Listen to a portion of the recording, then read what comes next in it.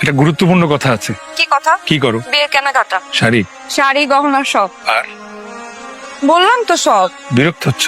উফ না। তাহলে বললে কেন?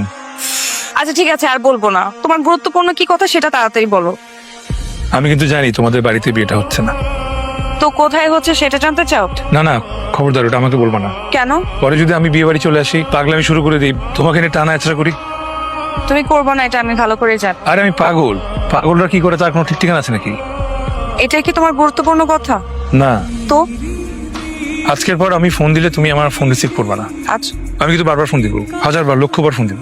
আমার কিন্তু কন্ট্রোল থাকবে না, ফোন দিতেই থাকবো। তুমি কিন্তু রিসিভ করো না। আমি শত শত টেক্সট পাঠাবো, সেগুলো একটাও খুলে পড়ো না। তাহলে কিন্তু তুমি ইমোশনাল হয়ে যাবে, তোমার মন খারাপ হয়ে যাবে তো। তোমার কি কথা বলার শেষ? না, আরো আছে। বলো।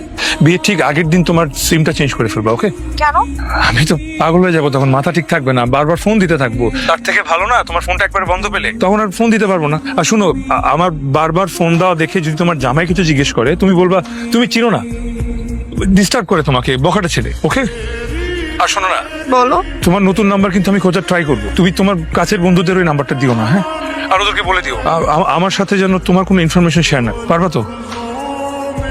আর একটা কথা, কেউ কেউ তোমার কানে দিবে যে আমি সিক হয়ে পড়েছি, তুমি কিন্তু ওটা নিয়ে একদম টেনশন করবে না। আমি সিক হলেই বাকি, বাবা মা মরে গেল তো মানুষ বেশি দিন সিক থাকতে পারে না, তাই না? আমি সিক হলে আমি আবার নিজে থেকে ঠিক হয়ে যাব, এই তো, এর চেয়ে বেশি কিছু তার হবে না। তুমি এগুলো নিয়ে একদম চিন্তা করবে না, ঠিক আছে নবনী? ঠিক আছে? হ্যালো।